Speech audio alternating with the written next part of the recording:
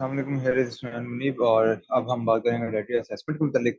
Basically जो dietary assessment है ना, ये 4 स्टेप होता है। ABCD का 4 स्टेप होता है ना। तो इसके अंदर हम बात करते हैं कि हमने उस एक पर्सन, जो भी पर्सन है, जो हमने उसकी डाइटरी असेसमेंट करनी है कि वो क्या इनटेक कर रहा है, कितनी अमाउंट में इनटेक कर रहा है, ताकि हम ये चेक कर सकें कि उसकी डाइट से हमें पता लग सके कि उसकी डाइट के अंदर कौन कौन से ऐसे न्यूट्रिएंट्स हैं जो कि उसकी डाइट के अंदर जो है वो लैक कर रहे हैं, और हमें उनको ऐड करना है। और उस बेस पे हम बता सकें कि मतलब अगर बड़ी पॉपुलेशन का हम बात करते हैं तो बड़ी पॉपुलेशन का जब असेसमेंट करेंगे तो definitely we will find the answer कि ओके, अगर इस ओवरऑल डाइट के अंदर जो ऐसे फूड कम है जो आयरन रिच नहीं है, तो डेट मीन्स कि ओवरऑल पॉपुलेशन के अंदर आयरन डेफिशिएंसी प्रिवेल कर रही है, तो इस बेस पे पॉलिसीज बनाई जा सकती है। तो डाइटरी असेसमेंट के बेसिक बहुत सारे पर्पज होते हैं, जिसके अंदर सबसे पहले बेसिक पहला पार्ट तो यही है कि हमने nutrient and food intake, food खाना होता है, न्यूट्रिएंट होता है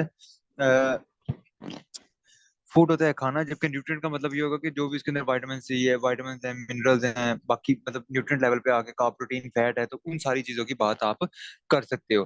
तो ओवरऑल ये इसका बेसिक जो है ना डाइटरी असेसमेंट होती है। अच्छा, diet and health link basically जो है ना डाइटरी असेसमेंट है वो दो काम के लिए इस्तेमाल की जाती है। या तो हमने डाइट और डिजीज के अंदर रिलेशन फाइंड करना है, मतलब कोई किसी को कोई डिजीज है तो अब हम उसकी डाइट को चेक करेंगे कि okay what's his diet status, क्या वो खा रहा है क्या नहीं खा रहा, उस बेस पे हम उसका रिलेशन बता देंगे। या फिर हमें अगर पेशेंट का न्यूट्रिशनल स्टेटस एवेल्युएट करना है, लाइक हम उसकी डाइट को असेस करेंगे, हम देखेंगे कि व्हाट ही इज ईटिंग, और उस बेस पे हम कह देंगे कि ओके, इसकी डाइट अगर आयरन रिच फूड से भरी नहीं हुई तो इसका मतलब ये है कि ये इसका न्यूट्रिशन स्टेटस आयरन डेफिशिएंट है। तो इस तरह के इनके आगे टेक्निक आ सकते हैं। अच्छा, अब इसके जो मेथड्स है ना, दो तरह के हो सकते हैं। इनडायरेक्ट, ये ऊपर वाली जनरल चीजें, ये आपको इतना ज्यादा उसके ऊपर खपने की जरूरत नहीं है। आगे आ जाते हैं इनडायरेक्ट मेथड और डायरेक्ट मेथड। बेसिकली जो इनडायरेक्ट मेथड है ना, इनडायरेक्ट से मुराद ये होता है कि जिसके अंदर डायरेक्टली आप उस बंदे से बात नहीं कर रहे जिसकी आप असेसमेंट करना चाह रहे हो। क्या ड्रॉप हो रही है?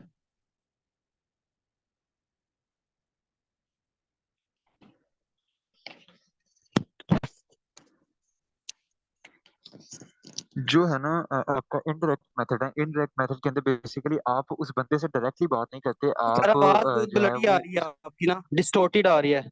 एक्सक्यूज मी सर, यार there is a distortion your voice please. ये आपका बच्चे आपका होगा इशू इंटरनेट का, क्योंकि ये बाकी बच्चों को देखो सही आ रही है काफी हद तक। तो आप थोड़ा सा देख लो, थोड़ी सी लोकेशन चेंज करके ना ट्राई कर लो, ठीक है। इनडायरेक्ट मेथड्स के अंदर ये होगा कि जैसे मैं बता रहा था कि उसके अंदर हम डायरेक्टली उस बंदे से बात नहीं करते, डिफरेंट अदर सोर्सेज से हम चीज़ों को कंसिडर करते हैं कि उनके अंदर हम उनको कैसे लेके चलेंगे, सही है। बाकी जो रह गया इसके बाद,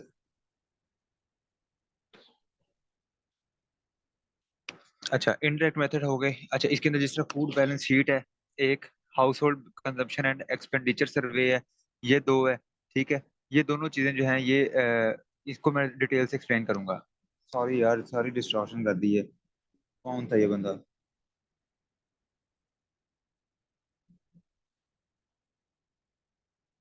अच्छा, आप कोई बोले ना, एक बार सुन लो फिर देख लेना, ठीक है।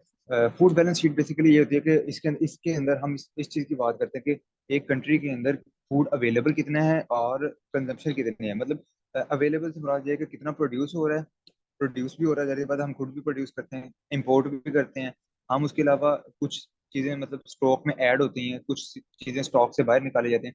तो overall that's the sources of food. और जो इतनी कंजम्पशन हो रही है, कंजम्पशन किस तरह हो रही है, लोग खा रहे हैं। उसके अलावा दूसरी साइड पे अगर आप चलते हो तो उसके अंदर ये है कि एनिमल फीड भी आती है उसी के अंदर। उसके अंदर कुछ ऐसे जैसे दाने होते हैं, गंदम वगैरह के दाने, कुछ दाने ऐसे सेव कर लिए जाते हैं कि अगले साल हम इसको ग्रो करेंगे, वो सीड्स होते हैं। तो वो सारे सोर्सेज आ जाते हैं। तो फूड बैलेंस शीट क्या कहती है कि there should be a balance food supply की बेस पे, food supply trend in a country over particular reference period. Food balance sheet जो है ये बेसिकली फूड सप्लाई की बेस पे होती है। जाहिर सी बात है कि फूड जितना आ रहा है उतना ही कंज्यूम हो सकता है ना। जितना हम ग्रो कर रहे हैं, जितना इंपोर्ट कर रहे हैं, जितना स्टॉक में ऐड हो रहा है, वो सारा का सारा उतना ही मंगवाया जाता है, उतना ही उसको स्टोर किया जाता है, उतना ही ग्रो किया जाता है जितनी रिक्वायरमेंट होती है। तो इस बेसिस पे हम डिफाइन करते हैं कि ओके, इस पॉपुलेशन की, जैसे पाकिस्तान है तो पाकिस्तान के अंदर गंदम ग्रो भी कर रही है, बाहर से भी मंगवाई और स्टॉक में ऐड भी कर दी। ठीक है, तो इस उस टोटल को हमने किया है, तो फिर हमने बताया कि ओके पाकिस्तान की जो गंदम की नीड है वो इतनी ही है। तो इसके अंदर वो कहता है कि there should be a balance, एक बैलेंस होना चाहिए between the sources of that food. Sources of food में लोकल प्रोडक्शन आ गई, इंपोर्टेड अमाउंट आ गई, और क्वांटिटी एडेड इन स्टॉक आ गया। जबकि सोर्सेज ऑफ कंजम्पशन के अंदर सीड यूज, उसको एज अ सीड बनाना है, के लिए इस्तेमाल करना है, एक्सपोर्ट है, टूरिस्ट फूड है। जाहिर सी बात है जो बाहर से खा रहा है वो हमारी पॉपुलेशन का हिस्सा तो नहीं है ना। लाइफ स्टॉक फीड है, इंडस्ट्रियल यूजेज हैं, food processing, post harvest losses. Post harvest होती है ये कटाई के बाद ट्रैवलिंग के दौरान जो लॉसेज हो जाते हैं। अवेलेबल फूड फॉर पीपल, और जो वाकई लोगों को खाने को मिलता है वो सारा का सारा क्या हो जाता है, सोर्सेज का। वो कहते हैं कि इसके दरमियान एक बैलेंस होना चाहिए। हर एक स्पेसिफिक फूड के लिए, मतलब एक एक स्पेसिफिक फूड के लिए, एक गंदम के लिए अलग, चावल के लिए अलग, इस तरह की शीट्स बनाई जाती हैं कि उसके अंदर क्या उसका रेट ऑफ प्रोडक्शन क्या है, मतलब उसकी अमाउंट ऑफ प्रोडक्शन क्या है, और उसके अमाउंट ऑफ कंजप्शन उसी बेसिस पे डिफाइन की जाती है। और इस तरह बहुत सारी जो है ये इन शीट्स को कंबाइन करके फिर एक जो है वो फाइनल शीट बना ली जाती है। कहता है ओवरऑल वी गेट। अब इससे क्या होता है, the relation of all food is compiled and estimated. Compile किया जाता है और उसके बाद उसको एस्टिमेट करते हैं on the basis of primary commodity equivalent balance. ये एक स्टैंडर्ड है जिसकी बेसिस पे हम उसको करते हैं, इसको रटा मार लेना है। ठीक है। Overall we get the per capita available of quantity, calories, fat, protein content available. तो इससे अब होता बेसिकली क्या है कि जब आपको पता लग गया कि इतनी फूड अवेलेबल है, उसको हम टोटल पॉपुलेशन पे डिवाइड कर देते हैं। पर कैपिटा का मतलब होता है कि एक बंदे को, उससे हम डिसाइड कर लेते हैं कि ओके एक बंदे को इतनी अमाउंट ऑफ गंदम जो है वो अवेलेबल है, वो इतनी खा सकता है, इतनी अमाउंट ऑफ कैलोरीज उसको अवेलेबल है, इतना फैट उसको अवेलेबल है। पर कैपिटा अवेलेबिलिटी को ये कहते हैं। इस मुल्क के लोगों को पर ही बंदे के लिए इतनी प्रोटीन अवेलेबल है। ठीक है, तो ये सारा कुछ हम इससे निकाल सकते हैं। एप्लीकेशन ऑफ एफबीएस के अंदर चलते हैं। Estimate overall DES and macro nutrient availability. Macro nutrient ये भी होते हैं कार्ब, प्रोटीन, फैट। तो वो कहते हैं कि कार्ब, प्रोटीन, फैट की क्या अवेलेबिलिटी है, और डाइटरी एनर्जी सप्लाई, यानी कि in short energy, carb, protein, fat, ये चार चीजों की क्या अवेलेबिलिटी है उसको फाइंड आउट करना है। ठीक है। Estimate actual country food supply changes. उसी बेसिस पे जाहिर सी बात है हम क्या करेंगे, जब एक एक मुल्क एक ये एक साल की निकाल लेंगे वैल्यू, अगले साल की फिर से निकालेंगे, फिर उससे अगले साल की वैल्यू निकाल लेंगे, तो इससे हम बता सकते हैं कि व्हाट इज द ट्रेंड, क्या ट्रेंड चल रहा है, क्या हम गंदम की पैदावार या किसी भी स्पेसिफिक जो फूड कमोडिटी है उसकी पैदावार में बढ़ रहे हैं या कम हो रहे हैं। तो ये अगली कंडीशन आ जाएगी।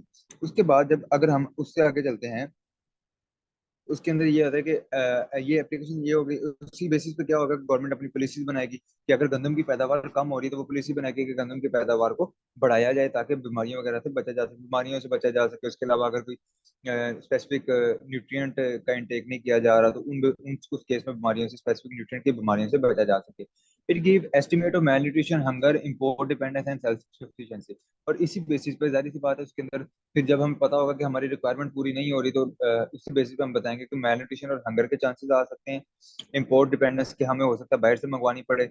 और सेल्फ सफिशिएंसी, इम्पोर्ट डिपेंडेंस, या ये हो सकता है कि वो कहे कि हाँ भाई हमारा जो है हम, अगर तो हम हर साल के डिक्लाइन पे जा रहे हैं तो डेफिनेटली दैट विल डिसाइड कि भाई हम इंपोर्ट पर डिपेंड करेंगे। पर अगर हम इम्प्रूवमेंट की तरफ जा रहे हैं, अमाउंट बढ़ती जा रही है, तो उसमें हम सेल्फ सफिशिएंसी की तरफ जाएंगे। Accuracy of FBS. एक्यूरेसी इसके अंदर क्या है कि किस तरह ये एक्यूरेसी है, उसके अंदर ये quality and coverage of data of non human food mainly. कुछ एरर आ सकते हैं इसके अंदर, वो ये होता है कि नॉन ह्यूमन फूड मेनली, जैसे कि एनिमल फेड फूड है। कुछ फूड ऐसा होता है जो जानवर खा लेते हैं, या कुछ वैसे जाया हो जाता है। तो वो जो आदमियों ने नहीं खाया, जो इंसानों ने नहीं खाया, जो हार्वेस्ट में लॉस भी हो जाता है, उसको प्रॉपरली उसको मेजर करना कि ये कितना है, वो एक रियल टास्क है इसके अंदर। इसकी वजह से एक्यूरेसी खराब होती है। और कुछ जो है वो किचन गार्डनिंग का कॉन्सेप्ट भी होता है कि लोग अपने घर में उगा के घर में ही खा लेते हैं। ठीक है। आ रही है ना आवाज आप लोगों को? या बच्चे जिसका माइक का इशू है ना, ये मतलब जिसको आवाज नहीं आ रही, आप सिंपली क्या करो, आप लीव कर दो या वेट कर लो। ठीक है। तो इसके इंशाल्लाह मैं ट्राई करूंगा, मैं आपको रिकॉर्डिंग दे देता हूँ, वैसे फिर टाइम ना जाया करो, बैठे ना रहो। अगर किसी को लग रहा है इशू, सही है, तो यूट्यूब पे देख लेना। अच्छा, कुछ किचन गार्डनिंग का कॉन्सेप्ट है, उसके अंदर ये होता है कि कुछ चीजें हम ग्रो करते हैं, लोगों घर में ग्रो करके घर में खा लेते हैं। तो उन उन चीजों को भी कंसीडर करना, उनको मेजर आउट करना, जाहिर सी बात है इज नॉट पॉसिबल। ओवरऑल तो कंट्री का डाटा तो आप ले लेते हो कि अच्छा इस एरिया में इतनी ग्रो हुई है, इस एरिया में इतनी ग्रो हुई है, लेकिन जो घर में उगा के घर में खा गया, वो डाटा आपके पास नहीं आता, तो वहां से एक्यूरेसी इसकी खराब होती है। अच्छा, आगे कहते हैं कि फूड बैलेंस शीट की स्ट्रेंथ और लिमिटेशन। मैंने कहा था कि जो इनडायरेक्ट मेथड है उनकी एक जैसी स्ट्रेंथ आएंगी, जो डायरेक्ट मेथड है उनकी एक जैसी स्ट्रेंथ और लिमिटेशन होंगी। अब जो इनडायरेक्ट मेथड है ना, ये इनएक्सपेंसिव होंगे क्योंकि आप हर बंदे के पास नहीं जा रहे, हर एक बंदे से अलग अलग डाटा नहीं ले रहे, तो इनएक्सपेंसिव होंगी, सिंपल होगी, एनालाइजेबल होंगी। ठीक है, बड़े और बड़े लेवल पे आप बात कर सकते हो, क्या डाइटरी चेंजेस आ रही हैं, पॉपुलेशन की डाइटरी नीड्स क्या है, इंटर कंट्री लेवल पे कंपैरिजन कर सकते हो, और पॉलिसीज वगैरह बनाने के लिए काम आ सकते हो। तो इन शॉर्ट, अगर आप इस तरह इस चीज को कंसिडर करते हो कि ओके, डीईएस, अच्छा, अगर इसके अंदर आप कंसिडर करते हो कि जो इनडायरेक्ट मेथड है ना, वो ओवरऑल ये एक कंट्री लेवल पे बात करते हैं, बड़े लेवल पे बात करते हैं, चीजें जो है वो इसके अंदर आसान होती हैं, उनको मेजर करना जो है वो आसान होता है, डाटा को इंटरप्रेट करना आसान होता है, और ओवरऑल आप एक जो है वो एक कंट्री का इमेज दे सकते हो। तो ये इसकी स्ट्रेंथ है, ये इसकी भी स्ट्रेंथ है, और इसके साथ बाकी जो है ना इनडायरेक्ट मेथड, उनकी भी यही स्ट्रेंथ होंगी। लिमिटेशन इसके अंदर ये है कि ये डिस एग्रीगेटेड डाटा नहीं देता रिलेटेड टू पॉपुलेशन कैरेक्टरिस्टिक। मतलब एक ओवरऑल पाकिस्तान का तो डाटा वो दे देगा, लेकिन ये नहीं बताएगा कि अच्छा, रूरल पॉपुलेशन का ये स्टेटस है, अर्बन पॉपुलेशन का ये स्टेटस है, तो उसका कोई इसके पास हल नहीं है, उसका कोई सोल्यूशन नहीं है। Data consider basic statistics of country that can be wrong. और डाटा क्या करता है कि जिस तरह मैंने हमने ऊपर बात की पर कैपिटा, तो वो क्या करेगा, वो कहेगा कि अच्छा, गंदम हमने निकाल ली, इतनी गंदम निकली है, ठीक है। अब गंदम आप लोगों ने फर्ज कर लो, उसने कहा जी इतने टन जो है गंदम, इनसे मिलियन टन जो है वो पाकिस्तान ने प्रोड्यूस किया। अच्छा, पर कैपिटा निकालने के लिए आप क्या करोगे, जो एक एस्टिमेट होगा कि अच्छा इस कंट्री की पॉपुलेशन इतनी है, तो इसको हम डिवाइड कर देते हैं। लेकिन वो कहते हैं कि वो डाटा रॉन्ग भी होता है, मोस्टली रॉन्ग होता है, जो मर्दमशुमारी से जो डाटा इकट्ठा किया जाता है पॉपुलेशन का, कि ये रॉन्ग पॉपुलेशन यूजुअली होती है, तो इस वजह से भी डाटा खराब हो सकता है। Don't consider seasonal variation, seasonal variation नहीं आती इसके अंदर। मतलब आप नहीं कंसीडर करते, किचन गार्डनिंग को कंसीडर नहीं करते, एनिमल फूड को कंसीडर नहीं करते, यही जो ऊपर हमने बातें की हैं, एनिमल फूड एक एक्यूरेसी है, किचन गार्डनिंग एक एक्यूरेसी में इशू है। उसके अलावा सीजनल वेरिएशन से मुराद ये है कि सर्दियों गर्मियों का जो फर्क आता है वो नहीं, वो एक साल का ओवरऑल डाटा दे देता है।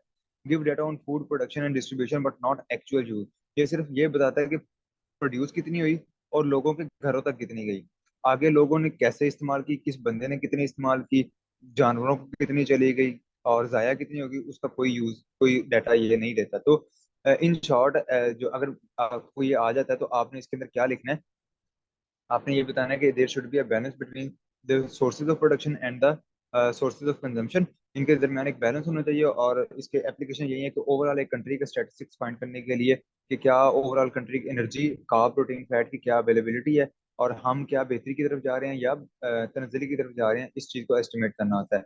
स्ट्रेंथ और वीकनेसेस के अंदर यही आएंगे, स्ट्रेंथ इसके ओवरऑल डाटा मिल जाता है, एक कंट्री का डाटा मिलता है, और एक ब्रॉड स्पेक्ट्रम डाटा मिलता है, ठीक है। इस बेस पे आप पॉलिसीज बना सकते हो, आप अपने दूसरे कंट्री से कंपेयर कर सकते हो। और लिमिटेशन के अंदर क्या आता है कि ये एक पर्सन के लेवल पे आके आप बात नहीं कर सकते, आप किसी के घर से, यानी कि बहुत बेसिक लेवल पे बात नहीं कर सकते, बहुत सारी चीजें, एनिमल फेड फूड है या किचन गार्डनिंग है, इस तरह की चीजों को आप कंसीडर नहीं कर सकते। ऐसे ही आगे हेल्थ स्टेटिस्टिक्स हैं। हेल्थ स्टेटिस्टिक्स बेसिकली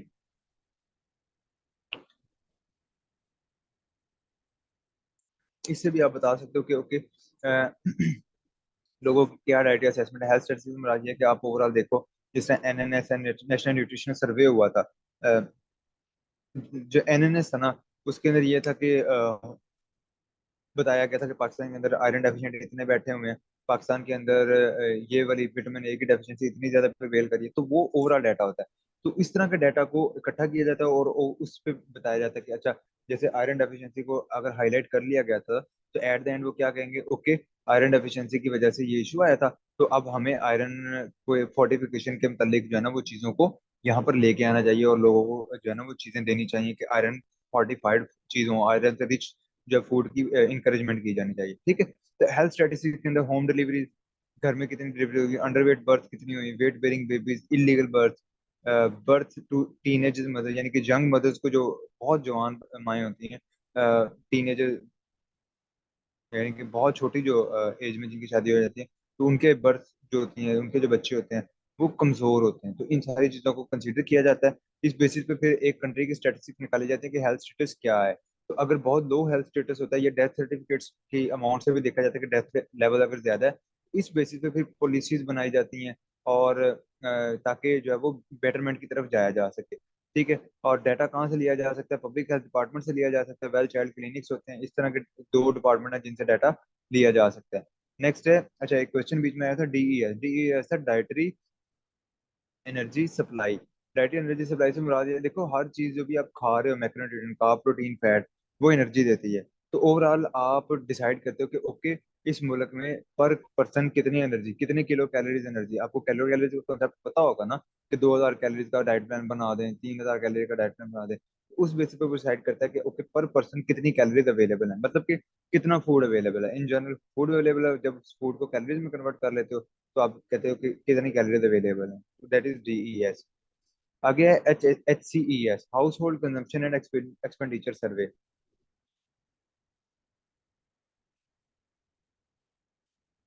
ये H C E S basically expenses को फाइंड आउट करता है कि एक हाउस होल्ड लेवल पे, यानी कि एक घर के लेवल पे आके क्या कंजम्पशन होती है और एक्सपेंडिचर क्या होते हैं, तो उनको चेक करता है। Various survey are use to calculate food consumption and expenditure at household level. ये सर्वेज के नाम है, ये आपने रटा मार लेने हैं एज इट इज। ठीक है, ये डिफरेंट टाइप ऑफ सर्वेज के नाम है। अच्छा, प्रोसीजर क्या होगा? हाउस होल्ड नंबर, अच्छा इसका बेसिकली प्रोसीजर ये था, हाउस होल्ड मेंबर, इसके अंदर जो एच सी ई है, इसके अंदर जो घर के मेम्बरान होंगे ना, कोई भी एक मेंबर, वो सारे के सारे जो जितने भी खाने पे जितने भी पैसे लगे हैं, जितने भी उनके ऊपर,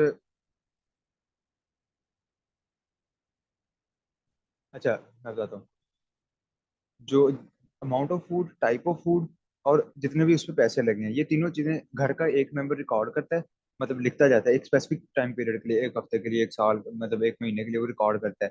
ठीक है, उसके बाद वो एक कंट्री के सेंट्रल स्टैटिस्टिकल ऑफिस, यानी कि एक मुल्क का सेंट्रल ऑफिस बना होगा, उसको सारा का सारा डाटा दे देता है। और उस बेस पे वो बता देता है कि इंटरप्रेट करते हैं कि हाउस होल्ड के, हमारे इस कंट्री का हाउस होल्ड लेवल पर आकर क्या स्टेटस, पॉवर्टी और इनकम, पॉवर्टी स्टेटस क्या है, कितने लोग गरीब हैं। जाहिर सी बात है, उस पे तो बताएंगे कि हमारा इतना खर्चा हो जाता है, और जितना कम लोग खर्च करेंगे डेफिनेटली, लोग उससे हम बताएंगे कि लोग कितना गरीब है। इनकम डिस्ट्रीब्यूशन क्या है, इनकम डिस्ट्रीब्यूशन इस तरह पता लगेगी कि कितने परसेंट लोग हैं जो वो अंडर पॉवर्टी रह रहे हैं, कुछ और जो है ना वो नॉर्मल रेंज रह रहे हैं। तो इस तरह की चीजों पे कंसीडर किया जाएगा। पर्पज इसका यही है, food is a core component to define country poverty. Purpose इसके अंदर यही है कि फूड, जैसे हम देखेंगे कि लोग फूड पे कितना खर्च कर रहे हैं, जितना फूड पे खर्च करेंगे उसी से हम डिसाइड करेंगे कि अगर बहुत कम खर्च कर रहे हैं तो उससे पता लगेगा कि कंट्री की पॉवर्टी क्या है, यानी कि गुर्बत कितनी फैली हुई है। और उसी बेसिस पे जाहिर सी बात, जो जितना कम खाएगा उसकी health status, food security status, food security से मुराद ये है कि उसको फूड अवेलेबल है या नहीं है। और न्यूट्रिशन का स्टेटस डेफिनेटली क्या होगा, डाउन होगा, अगर वो इतनी अच्छी जो है वो, या बहुत ज्यादा पैसे खर्च नहीं कर रहा होगा। अच्छा, उसके अंदर हमने बात की थी कि सर्वेज हैं, एच सी एस क्या है, सर्वेज हैं। तो इसके अंदर तीन एक्सक्यूज टाइप के मी उसने सर। सर्वे दिए हैं। जी जी। सर एफबीएस का आपने बताया कि ये बेसिकली सोर्स ऑफ यूटिलाइजेशन और कंजम्पशन को डील करता है। तो सर ये इसकी कमर्शियल एप्लीकेशंस नहीं होगी? अगर हम ये देख रहे हैं कि कितनी सोर्स है हमारा, कितना कंज्यूम हो रही है हमारी वो पॉपुलेशन कर रही है, लेकिन जो इन डेप्थ उसकी मॉलिक्यूलर लेवल पे उसके वो एप्लीकेशन नहीं कोई इसमें मैंने देखी, नहीं, मतलब कि उसके ना एफबीएस मैंने अब आपको स्टार्ट में फाइबर का बताया था। पता चल रहा है, कार्बोहाइड्रेट्स का पता चल रहा है। तो जो हाँ, बट डिजीजेज मैं हैं बताता हूँ, प्रोटीन मुझे समझ डेफिशिएंट आ गया आपका रिलेटेड। क्वेश्चन। जी सर। क्वेश्चन समझ आ गया है, मैं आपको बताता हूँ। अच्छा, बेसिकली जो फूड बैलेंस शीट है ना, ये इस तरह होती है कि ये एक ओवरऑल कंट्री का आपने स्टैटिस्टिक देने हैं। तो उसके अंदर ये इन टर्म्स ऑफ क्या, ये आपने उसमें बताया था कि मैक्रोन्यूट्रिएंट, माइक्रोन्यूट्रिएंट लिखो, उसमें मैक्रोन्यूट्रिएंट। तो ओवरऑल आपने ये बताया, देखो एनर्जी की डेफिशिएंसी से भी डिजीज हो सकती है ना, प्रोटीन की डेफिशिएंसी से भी malnutrition का स्टेटस तो आ जाता है कि वेस्टिंग हो रही है जी, जनाब लोगों को प्रोटीन अवेलेबल नहीं है, तो उसके अंदर लोग वीक हो जाएंगे, तो that's a disease condition too. तो मैक्रोन्यूट्रिएंट की डेफिशिएंसी से भी हो जाती है। तो ये ओवरऑल एक कंट्री का बताता है कि कंट्री के अंदर किस कदर या कितनी जो है वो अवेलेबिलिटी है एनर्जी की। तो अगर जितनी कम एनर्जी अवेलेबल होगी, उतने ही लोग क्या होंगे, ज्यादा वीक होंगे। जितनी कम प्रोटीन अवेलेबल होगी, उतने ही कम लोग जो हैं वो वीक होंगे। जितना ज्यादा अनसेचुरेटेड या बुरा फैट अवेलेबल होगा, या सेचुरेटेड फैट सॉरी, उतने ही ज्यादा जो है वो क्या होगा, जब सेचुरेटेड फैट अवेलेबल तो उतनी ज्यादा डिजीज के चांसेस होंगे। तो आप मैक्रोन्यूट्रिएंट बेस पे आप सिर्फ इस तरह बताते हो कि हमारी प्रोडक्शन क्या है। अब प्रोडक्शन जारी सी बात है, जितने लोग कंज्यूम कर रहे हैं उसी बेसिस पे हम बताते हैं ना कि हमारे सोर्सेज क्या हैं। कि अगर लोग ज्यादा कंज्यूम कर रहे हैं, जिस तरह हमें ऑयल बाहर से मंगवाना पड़ता है, क्यों लोग बहुत ज्यादा कंज्यूम करते हैं? ठीक है, जब बहुत ज्यादा कंज्यूम करेंगे तो डेफिनेटली यू नो दैट के उसको फिर हम sorry, जब बहुत ज्यादा उसको कंज्यूम करें तो हम बाहर से मंगवानी पड़ रही, तो जब बाहर से मंगवा रहे हैं तो हम उससे मेजर कर लेते हैं, ओके हमें बाहर से मंगवानी पड़ रही है, इसलिए लोग बहुत इसकी वजह ये है कि इसका मतलब है कि लोग बहुत ज्यादा कंज्यूम कर रहे हैं। और जब लोग बहुत ज्यादा कंज्यूम कर रहे हैं तो इसका मतलब ये है कि मुल्क के अंदर जो है वो हार्ट डिजीज और इस तरह की जो कोलेस्ट्रॉल रिलेटेड डिजीज हैं वो बहुत ज्यादा फैलेंगी। तो इस बेस पे फिर पॉलिसीज बनाई जाती हैं कि अच्छा काम कैसे किया जाए, कैसे इन डिजीज से बचा जा सके। ठीक है। सर मतलब सोर्स और कंजम्पशन की इक्वेशन को मतलब ये बैलेंस आउट करता है फूड, जो एफबीएस है। तो सर जो इसकी हाँ न्यूट्रिशनल लेकिन एप्लीकेशंस है उसको इसके कैसे कंफाइन करेंगे हम? न्यूट्रिशनल एप्लीकेशन के अंदर ही बता रहा हूँ आपको कि कार्ब प्रोटीन फैट जो है ये न्यूट्रिएंट ही हैं। आप इसके अंदर माइक्रो न्यूट्रिएंट की बात नहीं कर रहे कि आयरन आ रहा है कि या जी जी कैल्शियम जी। वगैरह की बात हो रही है। हाँ, मेजर न्यूट्रिएंट्स की बात कर रहे हो, जो मैक्रो न्यूट्रिएंट जो एनर्जी यील्डिंग होते हैं उनसे रिलेटेड ठीक। बात होगी कि बड़े लेवल पे आप बात करते हो कि एक मुल्क के अंदर जैसे अगर एनर्जी डेफिसिट आ रहा है तो वो सारा मुल्क के अंदर बहुत सारी, जिस तरह अगर आप सिर्फ थर वाले एरिया की बात करते हो, फर्ज कर लो मुल्क के लेवल पे नहीं जाते, थर वाली बात करते हैं, थर को एक मुल्क बना देते हैं, तो थर के अंदर लोगों के पास खाने को कुछ नहीं है तो एनर्जी डेफिशिएंसी आ गई, तो वहाँ पे सारे के सारे लोग वीक हैं। तो वहाँ पे पॉलिसी क्या बनाई जाएगी कि किस तरह एनर्जी अवेलेबिलिटी को इंक्रीज किया जा सकता है। तो ओवरऑल एक मुल्क के स्टेटस की बात करते हैं, फिर मुल्क को मुल्क से कंपेयर करना, मुल्क को अपने पिछले साल के स्टेटस से कंपेयर करना, तो ये सारी चीजें इसके अंदर हम कंसिडर करते हैं। Okay sir, got it. Thank you. अच्छा, आगे आगे हमारे पास सर्वेज हैं। अब सर्वेज के अंदर क्या है कि सर्वेज के अंदर तीन तरह के हमारे पास मेथड है। फूड अकाउंट मेथड है, household food record method है, household 24 hour record method है। फूड अकाउंट मेथड के अंदर क्या है कि measure of food purchase receive as gift gift grown at home for household in a period in a household retail units। अब आपने क्या करना है, जो भी आपने खाना खरीदा या आपको कोई दे के गया या आपने अपने घर में उगाया, किसी भी सोर्स से आपके घर में जो खाना आया है ना, उसको आपने एक स्पेसिफिक पीरियड के लिए, एक स्पेसिफिक टाइम पीरियड के लिए आपने उसको मेजर करना है कि हमारे घर में इतना खाना आया है। ठीक है, एक स्पेसिफिक यूनिट्स के अंदर हाउस होल्ड अपने कोई यूनिट्स हों, जिस तरह हम हाउस होल्ड यूनिट्स बना दिए हैं कि जिस तरह हम कहते हैं कि 2 गिलास पानी डाल दे 1 गिलास चावल में, या रिटेल यूनिट्स होते हैं कि इतने ग्राम चावल में इतने ग्राम इतने लीटर पानी डालेगा, इतने एमएल पानी डालेगा, तो ये किसी भी यूनिट में आप देख सकते हो। उसके साथ brand and price of food are also mention. हम उस जो भी फूड हम लेते हैं उसको लिखते हैं, इतना फूड आया, ये फूड था, इतनी उसकी क्वांटिटी थी, ये ब्रांड था और ये उसकी कीमत थी। ठीक है। इसके एडवांटेज और डिसएडवांटेजेस ये हैं। एडवांटेज ये है कि इसके अंदर मैंने आपको जैसे ऊपर बात की थी कि जो भी इनडायरेक्ट मेथड है उसके अंदर सारे के सारे इनएक्सपेंसिव होंगे। ये जबकि एफ हाँ, थोड़ा सा डिफरेंस आ गया।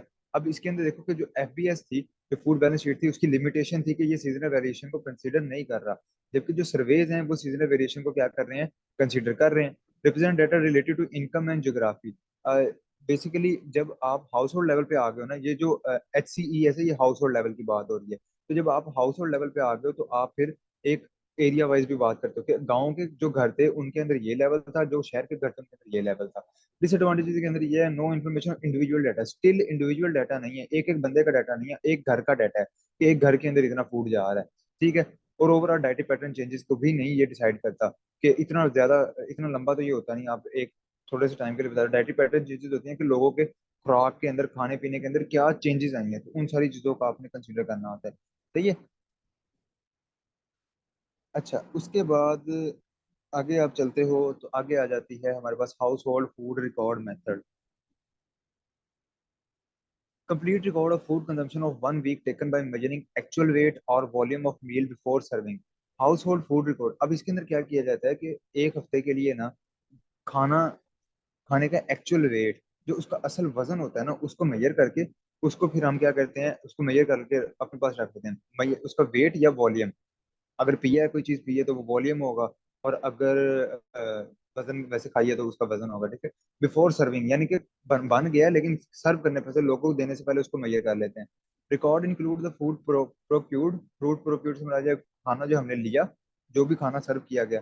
ब्रांड नेम होगा उसका, कुकिंग मेथड। अब इसके अंदर क्योंकि हम कुक करके उसको मेजर कर रहे हैं, before serving, just before serving यानी कि लोगों को देने से पहले, घर वालों को देने से पहले कर रहे हैं, तो इसके अंदर कुकिंग मेथड भी हम लिखेंगे।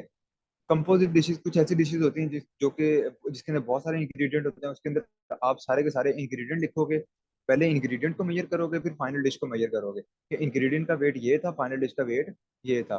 उसके बाद अब ये तो खाना खाने से पहले था कि खाना खाने से पहले इतना फूड मेजर किया गया, और उसके बाद आप क्या करते हो, फूड लेफ्ट जितना खाना रह जाता है उस यानी कि या बाद में खाना जैसे हम जानवरों को डाल देते हैं, तो वो सारी चीजें भी आप फिर मेजर करते हो कि हाँ भी इसको टोटल में से माइनस करना है। लेकिन यूजुअली क्या किया जाए, अब वो क्या गंद प्लेटें हैं, गंदी प्लेटें, उसको कौन मेजर करे, तो इसलिए जनरली 10% वेस्ट फैक्टर डाल दिया जाता है कि 10% खाना वेस्ट हो गया है। Data is also adjusted for food eaten by member outside of home or for visitor eating inside our home। और इसके अंदर वो सारा डाटा भी जो है वो उसको मेंटेन किया जाता है कि अगर घर का कोई बंदा बाहर खा के आया है तो उसको भी एडजस्ट करेंगे। ठीक है, उसको उस हिसाब से मेंटेन करेंगे, उसको कंसीडर करना है या नहीं करना। और अगर कोई बाहर से बंदा आके घर खा गया है, तो आपने तो घर के हिसाब से बताना था ना कि मेरे घर में इतना खाना आया, इतने लोगों को अवेलेबल था। लेकिन अगर कोई बाहर से बंदा एक्स्ट्रा आके खा गया तो उसको भी आपने उस हिसाब से एडजस्ट करना है। तो ये इसके अंदर आ गया। नेक्स्ट है household 24 hour record method. ये था फूड रिकॉर्ड मेथड, ये 24 hour record method. The one responsible for handling and preparing food is interviewed. अब इसके अंदर सिंपली ये है कि जो घर में जैसे मम्मा होती हैं, अम्मा होती हैं, जो खाना बनाती हैं, प्रिपेयर करती हैं, उनसे कहा जाता है कि आपने उनसे इंटरव्यू किया जाता है। और उनसे जो है वो तमाम जो है वो इंस्ट्रक्शन ली जाती हैं, रॉ मटेरियल से लेके, यानी कि कच्ची सब्जियों से लेके, कच्चे खाने से लेके पकने तक, पकाने का मेथड क्या था, कितनी अमाउंट थी। और उसके अंदर मेनली जो एनर्जी यील्डिंग न्यूट्रिएंट होते हैं उनकी बात की जाती है कि एनर्जी यील्डिंग फूड्स ऐसे होते हैं जैसे कि जिनसे एनर्जी आ रही है, कार्ब प्रोटीन फैट जिनके जिनके अंदर हाई होता है, जिनके अंदर ज्यादा लेवल होता है, जैसे सब्जियां हैं, बहुत सारे सारे फ्रूट्स वेजिटेबल्स हैं, सीरियल्स हैं, गंदम शंदुम है, कोई रोटी वगैरह है, तो इस तरह की फूड है जो एनर्जी यील्डिंग बेसिकली होते हैं, तो उन पर ज्यादा फोकस किया जाता है। उसके बाद तमाम फूड है उनकी टोटल अमाउंट को ऐड किया जाता है, मतलब जो भी फूड वो इनलिस्ट होती है कि अच्छा इस हफ्ते में इतना खाना इन्होंने खाया गया, उसको फिर ओवरऑल अगर घर में 6 लोग हैं तो 6 पे डिवाइड करके तो पर पर्सन एस्टिमेट लगाया जाता है कि पर पर्सन एक बंदे को कितना खाना आया। ठीक है, तो ये इसके अंदर सर्वेज थे, एच सी एस के 3 सर्वेज थे। अच्छा, इसके बाद इसकी एप्लीकेशन है कि एच सी एस की एप्लीकेशन क्या है। ऊपर जो एफ बी एस था उसकी एप्लीकेशन क्या थी हमारे पास, कि उसके अंदर हम मैक्रोन्यूट्रिएंट का स्टेटस बता रहे थे, एनुअल कंट्री की ओवरऑल एक एनुअल लेवल पे हम बता रहे थे कि कंट्री की फूड सप्लाई के अंदर क्या चेंजेस आ रही हैं, कैलोरी क्या अवेलेबल है, और उसके अलावा मैल न्यूट्रिशन, हंगर वगैरह का हम स्टेटस बता रहे थे। जो एच सी ई एस की एप्लीकेशन है उसके अंदर हम हाउस होल्ड लेवल पे बताएंगे कि एक घर के लेवल पर क्या स्टेटस है डाइटरी इनटेक का। माइक्रोन्यूट्रिएंट की डेफिशिएंसी भी इसके अंदर फाइंड आउट हो जाएंगी, क्योंकि हम फूड लेवल पे आ गए हैं, बिल्कुल माइनर है। पहले हम मेजर न्यूट्रिएंट की बात कर रहे थे, अब एक एक घर पे बताएंगे कि अच्छा इस घर के अंदर ये जो है वो चीजें ज्यादा इस्तेमाल की जा रही हैं, तो इस वजह से इस प्लान जो न्यूट्रिएंट है वो डेफिनेट हो सकता है। assess the food security situation in different region like urban and rural। as I told you कि FBS के अंदर हम कंट्री की बात कर रहे थे, तो उसके अंदर सीजनल वेरिएशन कंसीडर नहीं हो रही थी, उसके अंदर ज्योग्राफिकल कॉन्सेप्ट जो है वो हम कंसीडर नहीं कर रहे थे। बट यहाँ पर क्योंकि फूड सिक्योरिटी को हमने हाउस होल्ड लेवल पर कंसीडर किया है, तो हम घरों को, रूरल घरों को और अर्बन घरों को हम अलहदा कर सकते हैं। ठीक है, तो ये इसके लिए फिर इस लेवल पे आकर वो हमें स्टेटस देता है। It is more reliable in tracking diet pattern than individual approaches. और ये इंडिविजुअल अप्रोचेस की निस्बत, इंडिविजुअल अप्रोचेस से मुराद ये है कि डायरेक्ट मेथड के निस्बत ये ज्यादा रिलायबल मेथड है। डाइट पैटर्न से मुराद ये है कि किसी एक पैटर्न को फॉलो करते हुए क्या चेंजेस आ रही हैं डाइट के अंदर, तो उसको हम फाइंड आउट कर सकते हैं। It also tells external influencer affecting food access and consumption. और इससे पता चलता है, हेमंत तारिक की इसको ताहिर इसको नजर आता है कि आप लाइनें मार। अच्छा, it also tell external influencer कौन सी ऐसी चीजें हैं जिसकी वजह से किसी भी एक घर की फूड एक्सेस, यानी कि वो उनकी एक्सेस से मुराद ये है कि वो जा सकते हैं या नहीं जा सकते, दुकान तक एक्सेस है, उनको खाना मिल रहा है नहीं मिल रहा, या कंजम्पशन को अफेक्ट कर रहे हैं कि कंजम्पशन इंक्रीज हुई है डिक्रीज हुई है, जो भी एक्सटर्नल फैक्टर होंगे उन सारों को भी ये कंसीडर करता है। एक्यूरेसी इसके अंदर यही है कि it depend upon the methodology ability of respondent. क्योंकि आप इंटरव्यू कर रहे हो इसके अंदर, उससे पूछ रहे हो, तो जैसा इंटरव्यूअर बताए, जैसे वो इंटरव्यूई जिससे आप पूछ रहे हो वो बताएगा, उसकी एक्यूरेसी जितनी होगी उसी बेस पे आप बताओगे कि ओके ये डाटा एक्यूरेट है या नहीं है। उसकी एक्यूरेसी है वो कितनी अच्छी तरीके से आपको food purchase, grown in home, left over और प्रीवियस परचेज को अच्छी तरह जो है वो मेजर करके आपको बता सकता है। ठीक है, आगे वो कहता है कि क्वेश्चन बेस्ड सर्वे